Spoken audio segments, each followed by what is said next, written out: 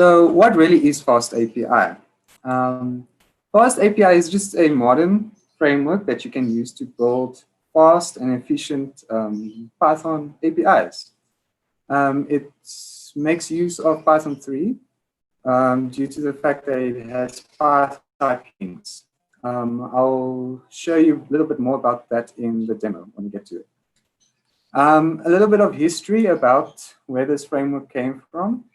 So a while ago, Tom Christie, 9 years ago, decided that there was a need for Python framework for APIs. So he developed Django REST framework. But as Python evolved and became more modern, he saw that there was a need for even a more modern version of that as well.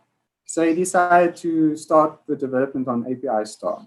So API Star is built on top of two standards, WSGI and ASGI. WSGI is the Web Server Gateway Interface, and ASGI is Asynchronous Server Gateway Interface. So basically, the one is for synchronous functionality, and the other one is for asynchronous functionality.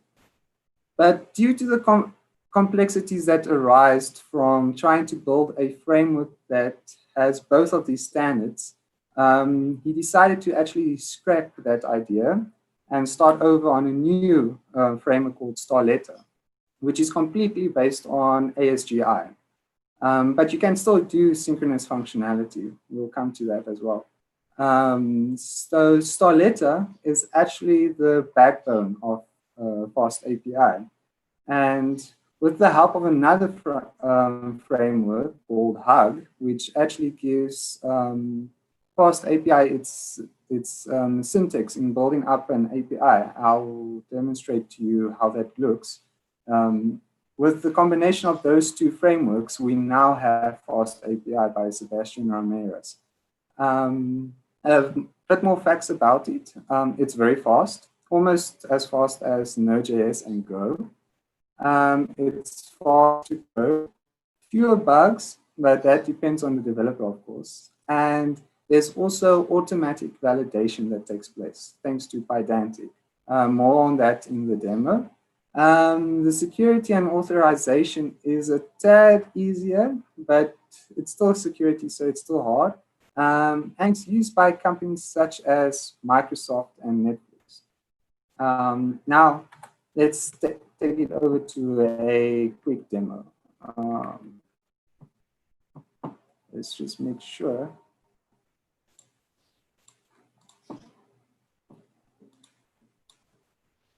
All right.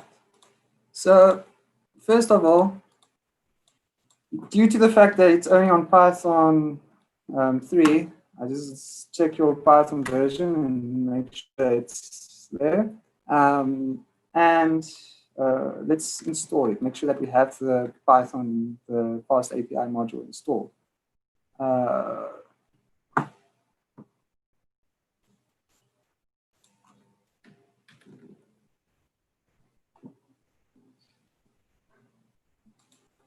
Just double checking that my screen is shared. Sorry. So FastAPI, install that with pip the normal way, and all the dependencies. This is not necessary, but only if you really want that. Just make sure that that is installed, and it is. Okay, let's start off with a small example. Okay.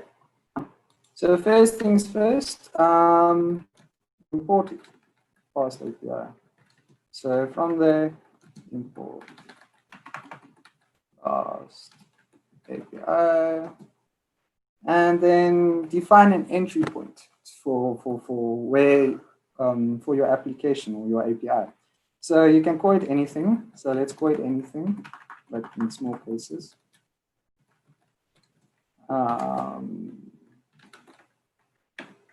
FastAPI, and then we can define, now we can start defining our endpoints for our API. So it uses a decorator syntax. So on your application, we can define a get endpoint.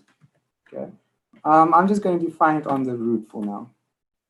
And then on that, endpoint, it should activate a function. So we have asynchronous capabilities. And so I'm using async function. You can also use just normal function if you want synchronous functionality, but we have asynchronous, so why not just use it? And we can name the method anything we want, say root, and let's just return a message, a dictionary message. Anyway, I'm not going to be typing the whole time. Then, like that, and that's all. Okay, now to run it, we need a server that supports ASGI. So that's already installed with pip install. So it's called UVcorn. UVcorn. Okay. You pass in your module, which we just wrote, into the entry point, which is our anything entry point. And if you're going to make changes or not, you can just set a reload field there. Then it will automatically detect changes. So there's our server up and running. It's on port 800, and let's go check what's going there. There's our little message. So in how many lines? 1, 2, 3, 4, 5 lines of code, we have an API up and running. And we also have Swagger documentation up and running. It's not very interesting at the moment, but it's there. All right. So let's do a little bit more of a deep example. Okay, just stop that server and let's move over to a better example. So this one already coded out ahead just to save time, but let me show you. So I'm just using a quick in-memory database with a bunch of pets, a name and a breed, and each pet has a ID that correlates to it. And there's a count field just to keep track of how many animals or pets are there in the DB. So you can see where we're following the normal standard. Here's the app, the entry gateway app, and we have a few imports. I'll get to them. So let's look at the endpoints that are defined here. There's only a few. So the first one is a root endpoint. So I just wanted to include this just to show you that you can actually send off static files like a HTML file if you really want to build a web interface or something. But I don't really recommend it because it's going to get quite ugly. And and I'll show you how it looks. It does render. So the real endpoints start here. So the first endpoint is a get. It's /pets. And the response model, the response that we're going to get back, is a list. So as you can see, this list, this is thanks to our typing hints from Python 3 that's coming into play at the moment. So it's a list of a pet. So a pet is defined over here. It inherits from a class or module called base module, which comes from our Pydantic import.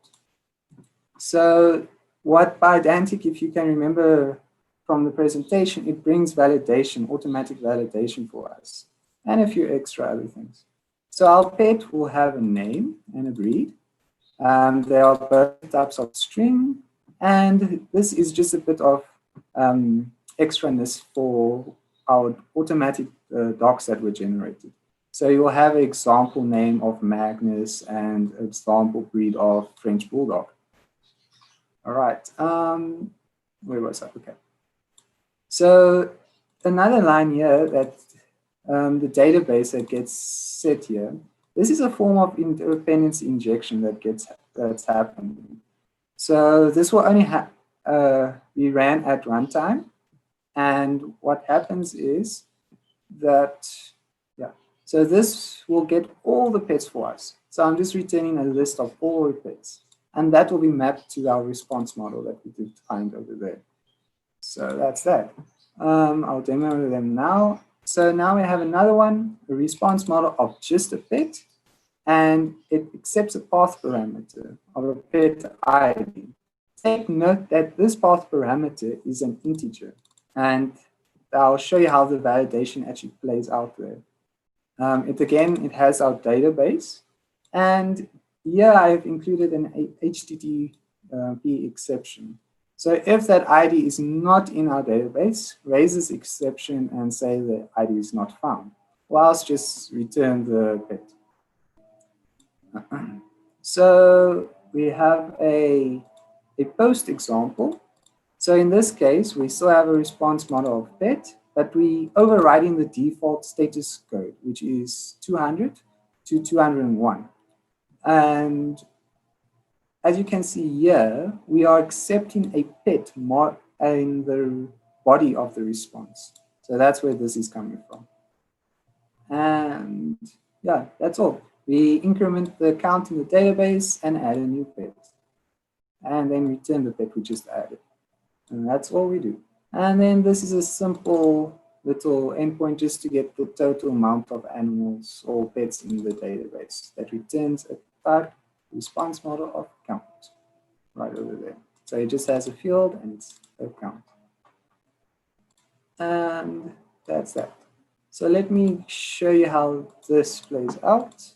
So we start like just the previous one, UVcorn server for ASGI, and we pass in the module. So it will be main to our entry point, which is app, yes. And if you want that reload flag. So there's it up and running. So here's the HTML index that I spoke about on the root, that you can actually render HTML or send it through if you really want to have a web page or whatnot. So then we have our docs. There. So you see here that there are a few extra endpoints, and here's our Swagger schemes that are being pulled through. As you can see, these are the ones that we actually created with those classes. And so we also have a better looking form of docs, which I prefer, called Redocs. And it just has a better feel and a bit more modern if you want to use this.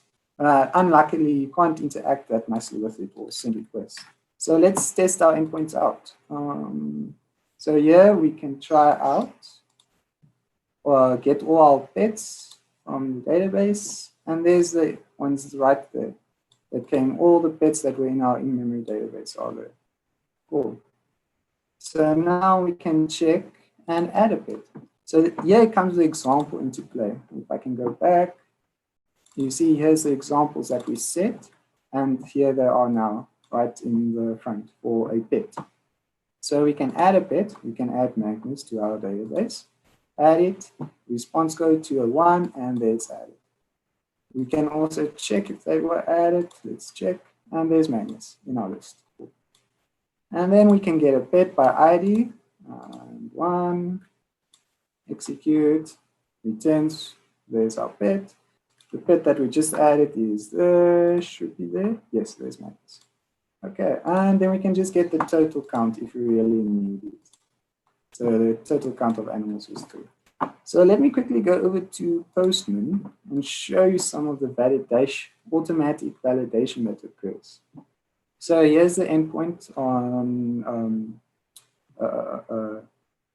the by path parameter for the pet ID. So say, for example, I want magnets that we just added. So there's magnets. If I have an invalid character, or it shows us the HTTP exception that was raised and the pet ID is not found. What if I don't put in a valid integer? Well, thanks to FastAPI, it will pick that up. The pydantic comes into play. It even tells you where it is happening. So it's in the path parameter, what's the path's variable's name, and what's the issue or the message. So here we can say it's not a valid integer. And that's all from me now. Hopefully you learned a little bit more about FastAPI. And yeah, thanks for watching.